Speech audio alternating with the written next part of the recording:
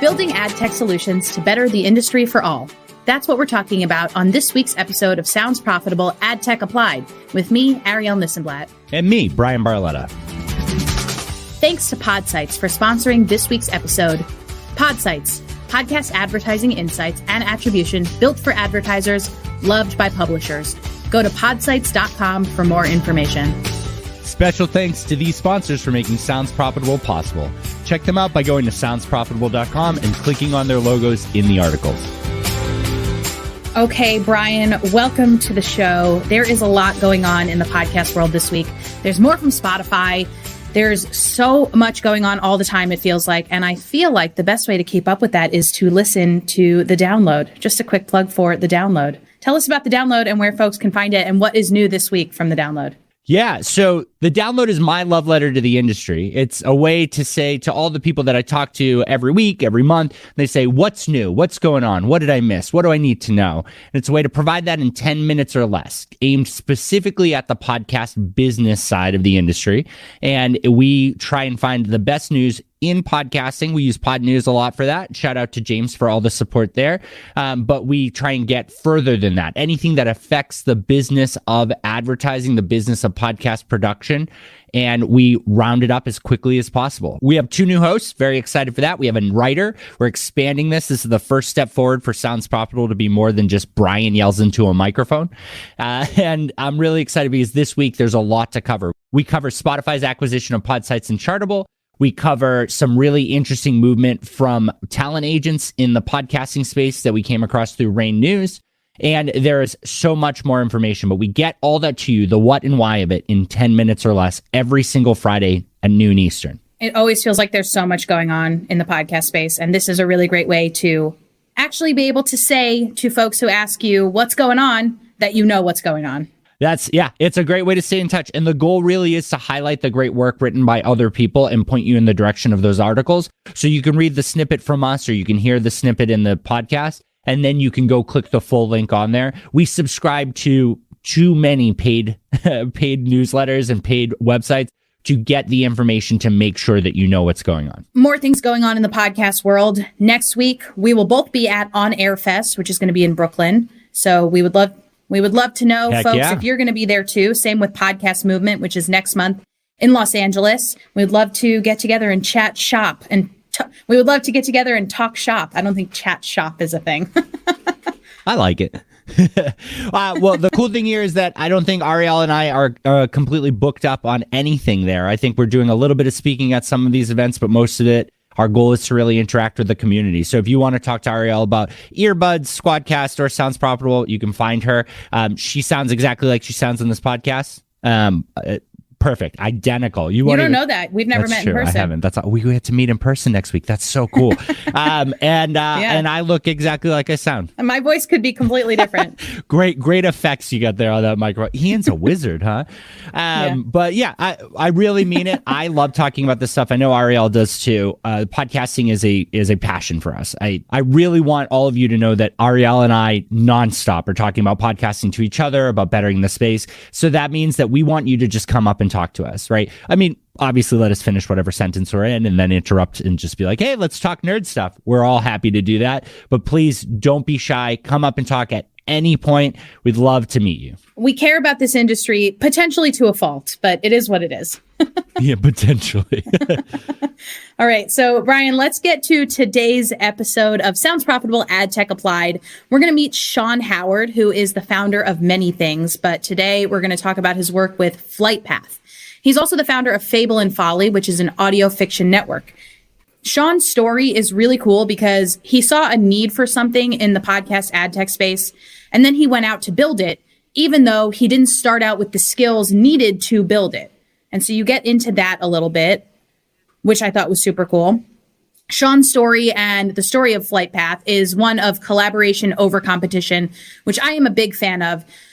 You should listen in for inspiration on that front. He saw an issue plaguing his company, and then he set out to solve it, not just for his own work, but for the industry on the whole. So, Bryan, let's get into the interview. Take us there. Tell us a little bit about Sean, and then introduce us. Absolutely. So this is Sean Howard. He is the founder of Flightpath, like Arielle said. He is a huge advocate for this industry. He is a leading voice in the audio drama space, and he is someone who has beat his head against the wall trying to get pieces of technology to work like he needed instead of like they were built by engineers. I'm very, very excited for you to listen to this awesome interview with me and Sean Howard, the founder of Flightpath. Sean Howard from Flightpath, welcome to the Sounds Profitable podcast. How you doing? Thanks, Bryan. I'm doing great, and it's nice to be here. Can you tell? Everyone says that. Like, everyone gives like the lamest response to that. You know what I mean? Like, it's great to be here on your talk show. I mean, this sucks. Yeah. I'm waiting for lunch. Hurry up. I want to be on Letterman is what I want, Bryan. Okay. We'll work on it. That'll be next. Me and you will both go on Letterman. Well, Sean, today I want to talk about Flightpath and about your experience building it out. So why don't we kick off with you telling us what Flightpath is, and then a little bit about you and how you came to build Flightpath.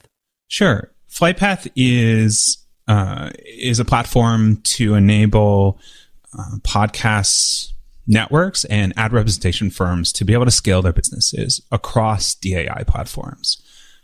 In the shorthand that we sort of use is we want to give superpowers to the ad ops, the sales, and the business and finance teams within these companies. That's awesome. And I think that what's really appealing about that is that your experience is that you taught yourself development in the quest for all this because you're a hands-on ad ops person. You've led a company that has focused on running ads using some of these major platforms like Megaphone. I believe you have experience with Omni and AdsWiz and all these platforms here. So you have been the day in, day out trafficker and ad ops person and salesperson and operations person. And then you learn the development to build a better tool to work for your company internally, right?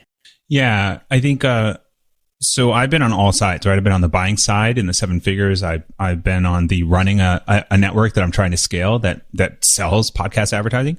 And I was hands-on doing some of the ad ops and trafficking, but my head of ad ops that I brought on, thank heaven for them, Russ Moore, I just saw the challenges that we were suddenly facing and the growing challenges as we move from one platform to another. And so I was just solving things that were our problems in the background, right? And so I was just finding different ways to use automation, different ways to use the APIs to allow us to be able to scale the operation without having to hire a new, like, it was almost like I brought on a head of ad ops and I almost have to immediately hire another ad ops person within months, right? Because we're scaling and it's just too much work. And it's not because it was a lot of work. It was just a lot of ridiculous work, right? Stuff that we don't need to be worrying about. But on the buying side, I started to experience, all the make goods that would happen. Like we would sometimes have a campaign that would be as high as 10 or 15% on make goods because, everything from it didn't drop or it wasn't flighted correctly to there was no attribution code to go on and on and on, or they just had to push it because they're in a make good, right? They're in a make good slide down the hill, right? Because something else has failed and now they're pushing everything, and so there was this moment where I realized we have some of the lowest make goods in the industry. I think we had 2 make goods last year total. For Fable and Folly, right? For Fable and Folly, our network. And so that's the moment I think where I was like, these tools that we've been building, there's really nothing out there to do that or to help ad ops. Because all of these platforms have the sales capabilities the sellers are out there selling what you can do. I remember working at a company, AdTheorent, the Barometrics split off from, and there was a campaign where it was 300 orders. I think it was for like Mazda or something. And at the top level, what was sold was super reasonable. It was like very specific geo-targeting, executed a certain way, granularly targeted. But it was like 3 pieces of tech that all independently could do what they said. But when you tried to get them to interact, it couldn't. So a poor individual had to go through, and it was probably about 15 minutes per order to set up because they had to double check it. And the worst part about it is you're copy and pasting from an Excel spreadsheet 300 times. The amount of times I copy and paste something and go to paste, and it's just like, oh, that super wasn't what I meant to paste. Imagine that on an ad ops scale. And so what's really exciting here about Flightpath, and as we dig into it more, is that like it solved your problem, which these platforms don't do. And it's not because of like any negative reason. It's really because it's built by developers. It's not built by the people who are using it day in and day out. They build custom features for themselves to their very specific needs. They're not the primary users of it. And so thanks to a movement, it feels like maybe 10 or 15 years ago, where most platforms went API heavy, which means that their entire front end is built off of a publicly or, key-based accessible API. That means that Sean was able to take with Megaphone and build his own front end, working exactly how he wanted using the API to make shortcuts that really just pulled everything together and double checked what he needed. Yeah. I think the realization is sort of, I've yet to meet an ad ops team that's not operating like out of the 1980s off of printed out spreadsheets. Yeah. They're so big they can't even be on a screen. It's just crazy out there. And I think I'm very grateful to Megaphone where we started this journey, because they have a great API. And that sort of started this. But then it started to also occur to me that I want to work with shows and represent shows that maybe aren't on. I don't have to host. And I was like, why can't I do that? And at first I was like, oh, well, how do I manage it? And we need to be able to answer our promises. And I was like, well, why not just use the tools we're building and let's API into whatever platform they are on, and then we could manage them directly using the interface, right? That works for our ad op team. And that's smart, because that means that interface is central to your type of client, right? You log into it and it is your interface. Your publishers, your advertisers can use whatever they want, but by you using the central tool that can connect through APIs to every hosting platform and eventually even like order management platforms from other systems, you're going to be able to progress on you're going to be able to take in from anyone, and your workflow doesn't have to accommodate both sides anymore, which is the hardest part. As a network, you're taking in every single agency or buyer's unique way of buying, and then you're working with every single publisher's unique way of receiving it. By doing this, you really kind of codify exactly how things are supposed to work, so that one ad ops person, you don't need to immediately hire someone else. That person can scale because it's the same process repeated no matter what. Yeah, I think it's important to also remember that like a DAI host is in the business of managing a lot of customers on their platform. They're not in the business of scaling a publishing company, right? And so I think a lot of companies are realizing that, like I had to, and realize, oh, we need different tools.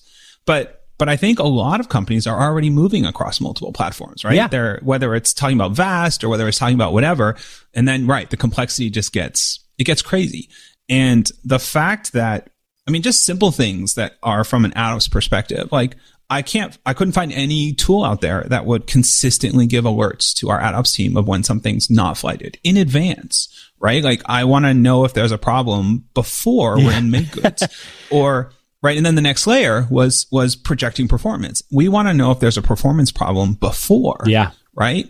Even without a lot of data back. Like I don't want to spend a lot of time on machine learning. I just want to figure out the way to do that, which is, I think we've had some great success on. What I like about that is that also the alert system in every platform I sign up into, the notifications don't extend past the platform. If I don't have that platform up, I don't see it. I want emails or maybe Slack, or maybe if it's severe enough, I want a text message. Heck, give me a robot phone calling me until I answer. So, we don't have that sure, yet. but you know what I mean? Like the flexibility of having that, right? Everybody has their own workflow, but these platforms have to treat themselves like this self-contained unit and have to build to a wider audience. This isn't a failure on any one platform. These platforms work. And by providing the API, they allow Sean and others to do things like this. And this is kind of what's really exciting here, Sean, because me and you have bonded over this. And I really want to highlight this and compliment you on it. I think me and you have a similar journey in the fact that we both saw a problem in this space and we've taken a risk to go make it our job to fix it. Right. And I think that anybody listening should really take that to heart, because in a growing market, if you think you know what's going on, like sometimes your boss or sometimes the leadership or sometimes your peers might not respect that the same way that you do, but maybe you need a new perspective. Maybe you need to talk to someone outside if that's an interesting product or interesting need. And I think there is a lot of room for independent or small companies to solve little tiny needs. We don't need these products that necessarily solve every single thing, but there are so many pain points in podcast advertising and in all of advertising that in media production too, that people with expertise can come in and solve through consulting, through, actually building a product and providing it as a service, through everything.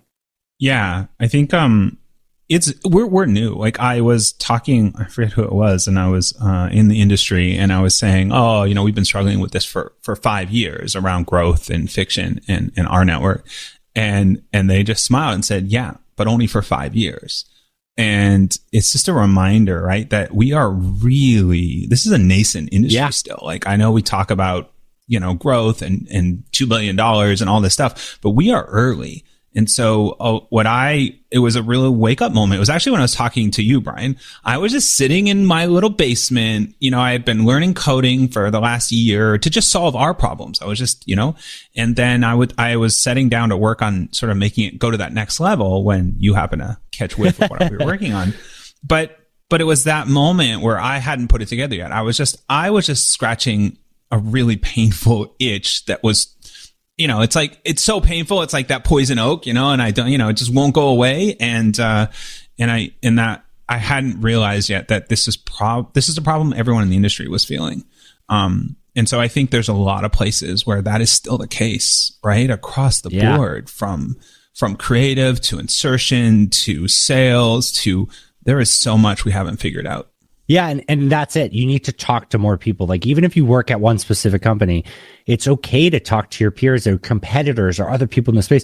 I don't even super feel like we have as much competition as we believe we do right now because there's so much available inventory left. There's so few advertisers in the grand scheme of things. There's so little spend overall. We are doing great as an industry. We are rocketing forward. But until we get to a point where it's failing to deliver a campaign is catastrophic because there's no more available inventory to spread it into or no other way to make it good. Until we're sold out completely, we can be friends. We can share and we can talk to each other, everybody here, even if you work at competing companies, because you need that peer perspective. Yeah. And here's the sad truth, right? In our industry, sold out right now in our industry is 85%. Yeah. Because no ad ops team in this planet will continue selling after 85%. And that's sometimes a shock for the C-suite to learn at an ad publishing company. But the tools where they are right now, we're all stopping at 85%. So talk about opportunity. Yeah. If someone can move that needle by 1%, we're talking a lot of money at a lot of these companies. So there's still a lot of room when the industry is sort of at 85%, we better stop selling because we're already in make goods. Yeah, you want to make sure that we don't over deliver, right? Or that we have that bandwidth to make goods. So, and that's one of the key things we're working on, right? We realize if we can just move that needle by 1%, we think we can move it by 5 or more percent. That's huge. It's huge. Yeah. And what I really like is that you were the operations person who taught himself how to code. I always wanted to code. I've always struggled with it, but I like the product management side of it. I think that's a really neat approach. And I do encourage as many people as possible to do that. But I want to talk 1 second to the developers, right? Let's flip that around. There are so many smart developers in this space that are kind of stuck in a closet building what they have and they're never told hey, go check out the platform, which maybe you don't need to be told. Maybe you should go do it yourself. Maybe you should become a user of your own product and understand that workflow. Everybody should have a podcast, even if it's just you and your kid and you never put it out anywhere. Everybody in the space should. But what would be your advice for how someone in a development role could gain experience enough to better their own product like you're building this product out? I think it's hard to just go out and get the experience because let's say I was building this, I was doing this, and then I was like, I'll launch a podcast and I'll sell some ads. It's really easy for me to think, I'm only going to have 3 campaigns under an advertiser. So this works great. Until you're in a situation where you've got an ad ops team that has 120 active campaigns, each with an insane number of complicated orders, that you start to realize, the way I built this interface is not overly helpful for an ad ops team, but it's fine for a small shop. So I highly recommend. I just come from the innovation in the UX space, so I highly recommend getting this in front of actual customers,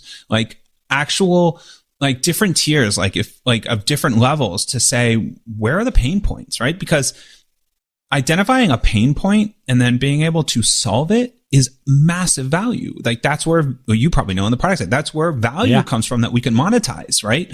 But we need to know what's really a pain point and what's just an annoyance or what's fine. Yeah. And I think the only way to do that is to get more people involved, which is why I'm so focused on getting into we're putting together a lighthouse beta program because I want to get, I want to learn where we're failing and I want to learn where the real opportunities are. Yeah. Right. With what we had in mind, right. Where it's not going to be a match. Yeah. And so what I take from that is that every engineer, every product manager building out this type of technology, pick your most active clients, figure out what are their like worst days, the highest volume. Like let's get right before Black Friday. Let's get right before the holidays and shadow them. Shut your computer down, shut your email off. Be unavailable for 1 or 2 days and just sit with them, whether in person, screen share, I don't care, but watch it, take notes, record it, and let them talk candidly. Maybe not record it if they're going to talk candidly, because the hardest part there is that they're going to guard themselves over what is annoyance versus what is a problem. You're going to have to work with them to get that out of them because they don't know what they can ask for. A lot of them in the operations roles have just been told this is what it is and it's not going to work because unfortunately some of these companies don't see fixing these as monetarily valuable. What they don't realize is this is what wins customers. This is what keeps customers. This is what allows future innovation. Because if we are not spending 5 people running ad ops when it only needs to be 1 or 2, we can develop better things to sell, to produce, to drive more revenue, to get more downloads, to get more impressions. And I think that's really the killer takeaway. Yeah, I think doing a work along, like on a Zoom, is totally powerful because you will see the moments, right, of frustration or annoyance. But one of the things that I think is a mistake that's made is we wait too long, right? So, let's say we have an idea and we've got it boarded and we're working on it and we're already running into decisions we have to make early, right? That are shifting the product or what we want to do. Like getting that in front of clients. Like if you put a client down and you say, who's using your software? And like, they know how it works now. And you can just show them boards and walk them through a story, and then ask them questions. At first, in my experience working in the innovation space, at first, engineers and whatever, like, oh no, they can't have. But then what happens is when we get the engineers to the table and they actually start talking to an ad ops person or a salesperson, and they get excited because they're now solving problems and they're understanding constraints differently, 100%. Right? And it can be really powerful. Yeah. So I want to end this with Sean has built something very cool. I'm such a fan of it. Sean started tweeting about it. I blast it out everywhere. I tell everybody about it because to me, it's so exciting that someone said, I have a problem. I'm solving it for my team. Now I want to apply it to everyone. And Sean was recently at Pacific Content. He still works full time at Fable and Folly, and he's doing this full time with Flightpath.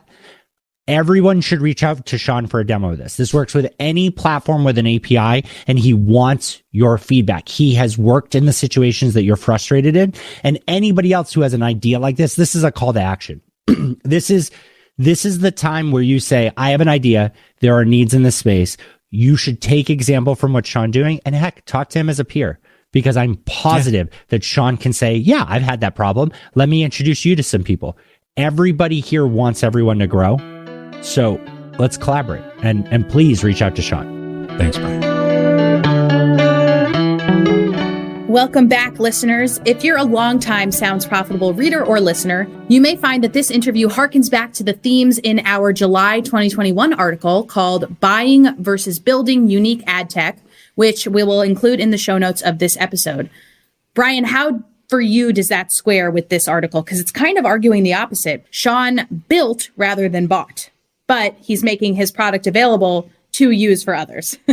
That is one way to look at it. And I don't think it's the wrong way because he is now building a product to solve his problems. But Sean bought a product, right? He bought access to the Megaphone platform that did not fit his specific needs. So he is now building his own solution. And I don't think that that's a bad way. He got his network started on Megaphone. The tools worked enough that he was able to build it and grow it. And he found a problem that they couldn't solve for him, that there was no other solution for. So he went to build it. And I think that's the right mindset, the right time to build something. APIs can only take you so far. Okay. So Bryan, I have a few questions for you to contextualize this interview for our lovely listeners. Are you ready for them? I am ready. So first, I would like for you to break it down for us. How does Flightpath simplify all of the ad tech, buying, and selling processes for folks in this industry? How can Flightpath do that? Yeah, so Sean built a front end that's focused on using the operational flows that he feels works best for his ad ops and his operation team. And as he's been talking to more and more people in the industry, it's very clear that those are the same flows that major companies in podcasting are following. And the platforms, all the hosting platforms, this isn't a knock at Megaphone. That's just the platform he's using and building off of here.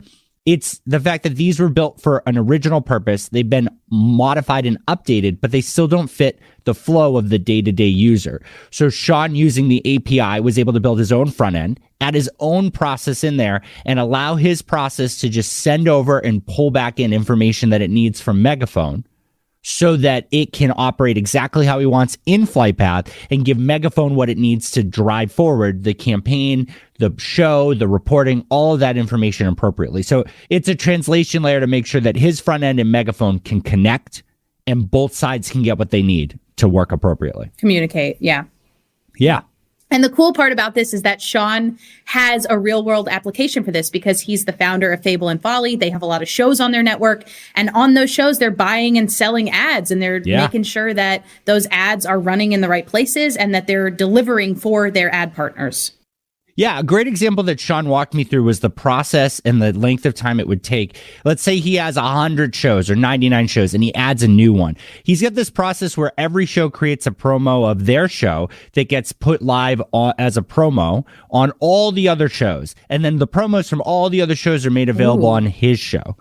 So when that one new show goes live, one ad is added to 99 campaigns and 100 ads are added to one campaign. And then every time a new show is added, that is increased and increased and increased. It's a lot of manual work. There's no reason the Megaphone platform should have been built to do that specific thing. That was one of the first pain points he solved. And he did that by using the API to build a front end that said, add a new show, here's their file, and it automatically made all of the requests he knew it needed to make that happen in a few minutes rather than potentially an hour or more of work. So that's what's really cool about this. It allows both systems to talk, and it allows him to go about his work in an efficient way for what he needs. And I'm just a big fan of cross promos in general. There was some interesting discourse on Twitter this week about what's the best way to grow a show. And it really is getting promos for your show in front of audiences of other shows that might have similar listeners. And really that process that you just described is taking that to heart and getting those promos in front of other shows that might be interested. So if there's a technology to do that, that is what we need.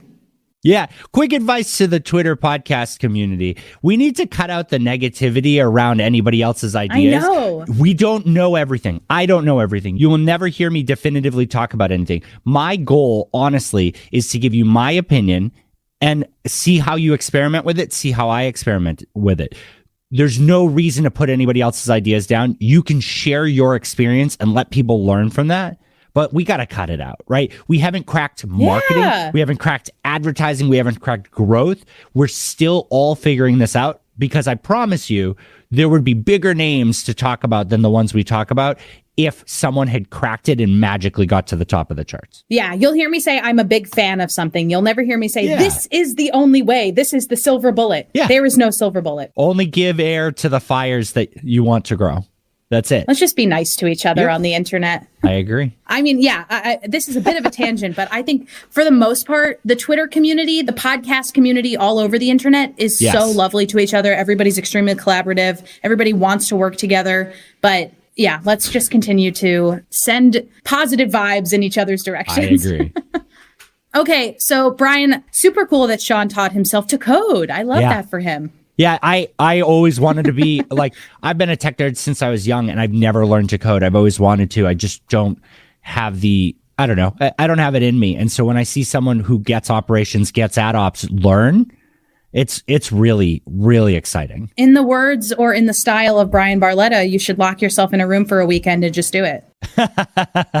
Maybe you know what? I'll subject that to you. One weekend we'll do that. We'll get some pizza, lock ourselves in a room, and we'll see who opens the door first. And then we can just code. Yeah.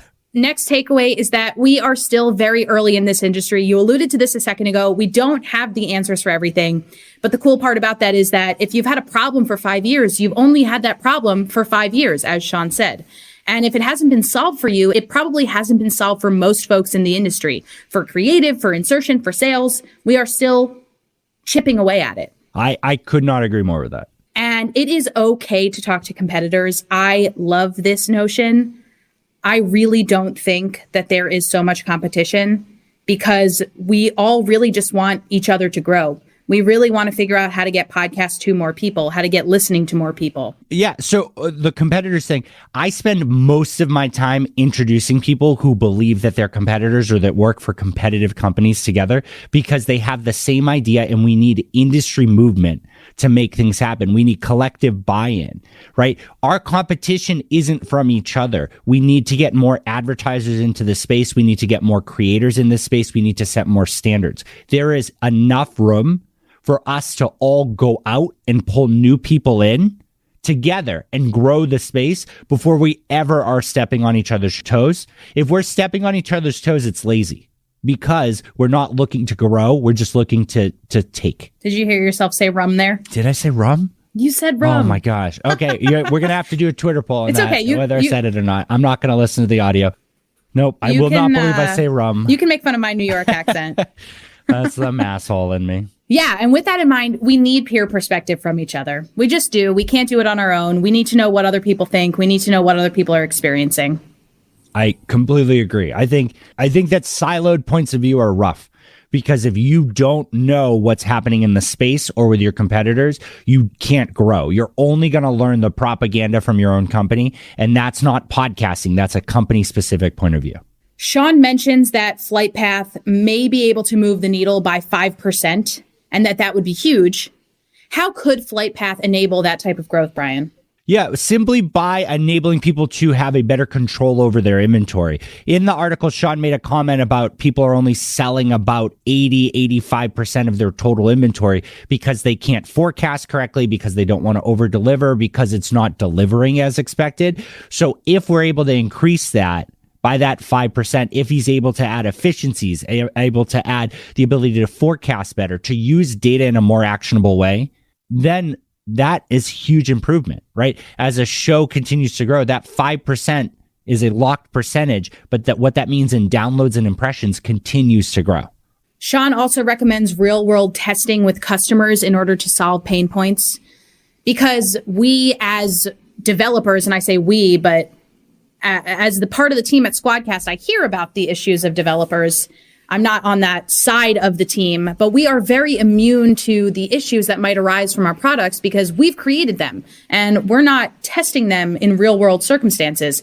So we do need real world feedback. And so Sean mentioned that he is creating a beta program, and that kind of leads us to your CTA, your call to action at the end of the interview, Bryan, which is that you should talk to Sean. He wants feedback. He wants to collaborate. He wants to help you grow. He wants to help the podcast industry grow. What say you? Yeah, everybody should talk to Sean. If you have a problem with your order management flow, if you have any of these things, right? Any of these things that he talks about that resonate with you even a little bit, just get a demo, talk to him, give him feedback, work through it with him, be a peer, potentially an advisor, potentially a client. He needs feedback from people in the industry like him, and he's smart enough to realize that. I do want to shout out something to the Squadcast team, because you mentioned what you're doing with Squadcast, the community, the view, building all of that stuff there. The Squadcast team is one of the few people out there that actually has their own podcast that uses their own tool consistently for internal meetings, for recording the show. That's cool. That's why I like Sean. That's why I like Squadcast, because both of you are users of your platform. When I was at Megaphone, when I was at Barometric, and now Claritas, there was not a lot of need for us to use it as clients. We had specific reasons to use it, but that was in service of our client. That wasn't to use it in the core function that they would need every day. That piece right there, everything gets lost when you are not a client of the platform you're trying to build. And we should back platforms where the creators of it are also clients. Yeah, we are building ad tech solutions. We're building software solutions to better the industry, not just for ourselves, but for everybody. Exactly. And that brings us to the end of this episode. Bryan, thank you so much for having this conversation with Sean. I learned a lot. I hope other folks did too. And again, please hit us up on social media and at Podcast Movement and at On Air Fest. We would love to chat. Yeah, please, seriously. I will buy coffee for the first 3 people that reach out to us at On Air Fest. Me and Arielle will go sit down with you. We'll talk about anything and everything in this space. We need to meet more people. We need client feedback. We need to hear what you like, what you don't like, what you need to know that we can break down for you. So please reach out to us. Important. How do I pronounce rum? That's the number one feedback. Please let us know. But thank you all so much. If you want to connect or have any questions or comments, feel free to reach out to us on social media. At SoundsProfNews, at Bryan Barletta, or at Ari This and That on Twitter. Or podcast@soundsprofitable.com for email. This show is recorded with Squadcast, my absolute favorite tool for making sure that me and Arielle can communicate through video and audio and record it with no issues at all. We also use this for our product deep dives. The features are fantastic, and if you go to squadcast.fm, there is a free trial. I'd love to hear your experiences with it. Make sure to check out the other 2 podcasts from Sounds Profitable. Sounds Profitable, the narrated articles, and The Download. Thanks to Terra and Ian Powell for their help on this episode.